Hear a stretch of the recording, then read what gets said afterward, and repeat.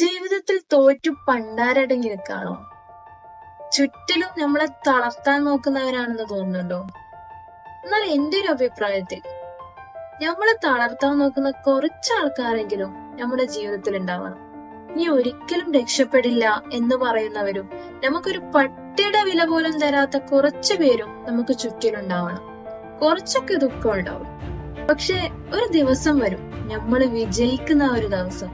ആ ദിവസം അവരുടെയൊക്കെ മുമ്പിൽ ജീവിക്കുന്ന ആ ഒരു സുഖം ഉണ്ടല്ലോ, നമുക്ക് ഈ ഉണ്ടായ വേദനയെക്കാളും എത്രയോ വലുതാണ്.